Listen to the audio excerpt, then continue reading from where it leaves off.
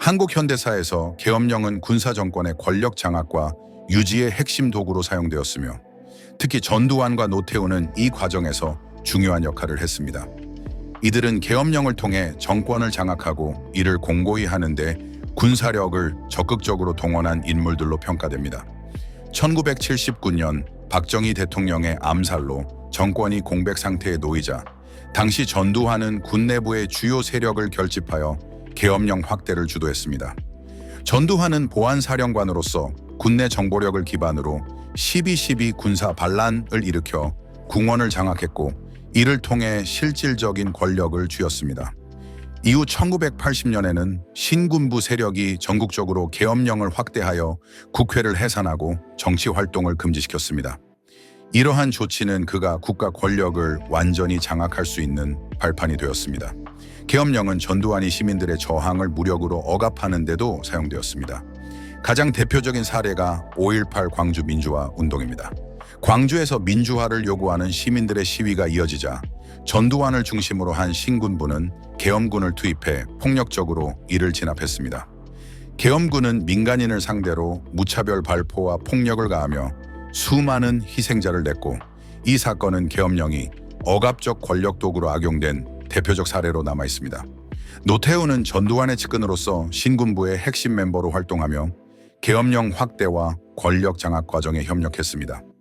이후 노태우는 전두환 정권의 뒤를 이어 대통령이 되었지만 민주화 운동과 시민들의 저항에 직면해 1987년 직선제를 도입하는 등 정치적 양보를 해야만 했습니다. 그러나 그는 전두환 정권 시절의 계엄령과 권력 남용에 대한 공범으로 역사적 책임에서 자유로울 수 없습니다. 이와 같은 사건들은 계엄령의 위험성과 그로 인한 억압을 상징하는 역사적 사례로 남아있으며 1,100만 관객을 동원한 김성수 감독의 2023년작 영화 서울의 봄은 바로 이러한 사건들에서 영감을 받아 제작되었습니다.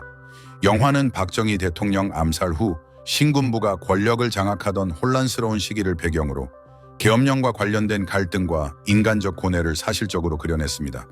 특히 영화는 당시 시민들이 느꼈던 두려움과 억압, 그리고 민주화를 향한 열망을 생생하게 묘사하며 관객들에게 깊은 울림을 주었습니다. 결국 전두환과 노태우의 권력 행보와 계엄령의 악용은 단순히 과거의 역사가 아니라 현재와 미래에도 독재와 민주주의에 대한 중요한 교훈을 남기고 있습니다. 윤석열 대통령은 비상계엄을 선포한 지 6시간 만에 이를 철회한다고 발표했습니다. 윤 대통령은 어젯밤 11시 국가의 본질적 기능을 마비시키고 자유민주주의 헌정 질서를 붕괴시키려는 반국가 세력에 맞서 결연히 계엄을 선포했다며 하지만 국회의 계엄 해제 요구에 따라 계엄을 해제했다고 밝혔습니다. 이어 윤 대통령은 국무회의를 소집했지만 의결 정족수를 충족하지 못해 새벽에 계엄 해제안을 의결했으며 오전 4시 30분에 계엄 해제안을 발표했습니다.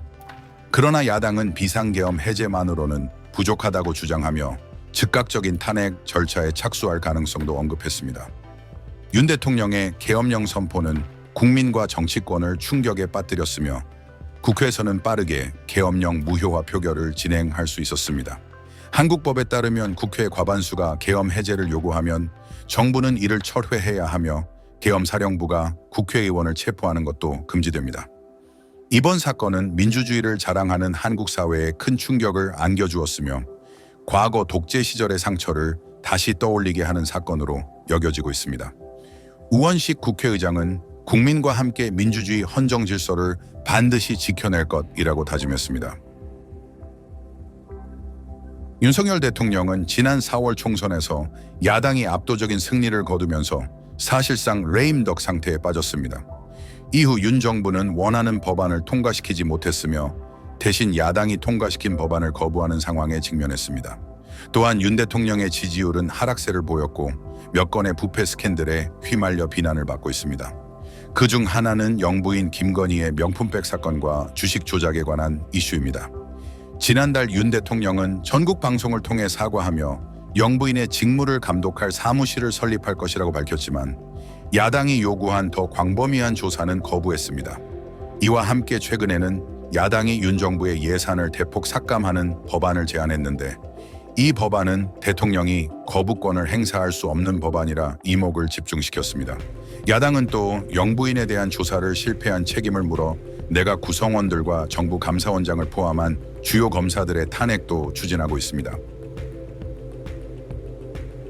계엄령이 해제된 지금 윤석열 대통령이 본인의 권력을 남용한 것으로 보인다면 그는 어떤 대가를 치르게 될까요?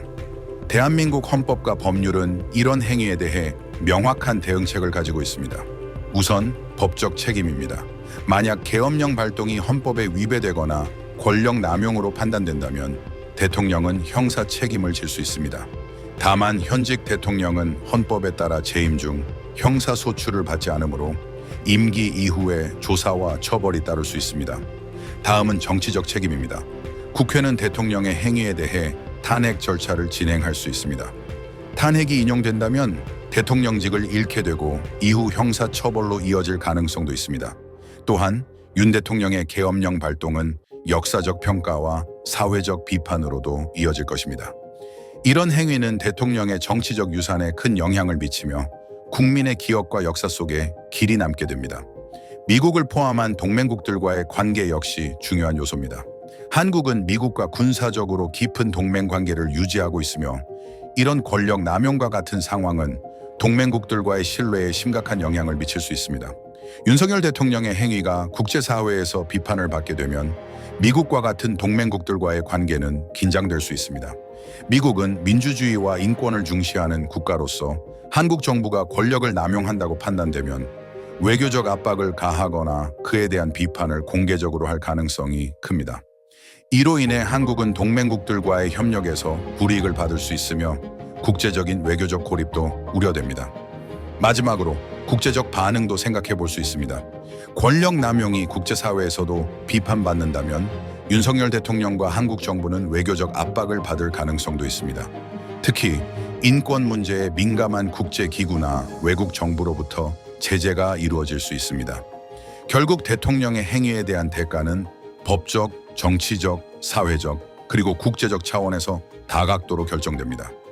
이런 상황에서 국민의 감시와 시민사회의 역할은 무엇보다 중요합니다. 즐겁게 시청해 주셔서 감사합니다. 여러분, 많이 알면 편합니다. 앞으로 더욱 유익하고 흥미있는 토픽으로 찾아뵙겠습니다. 구독, 댓글, 좋아요, 알람 설정 부탁드립니다.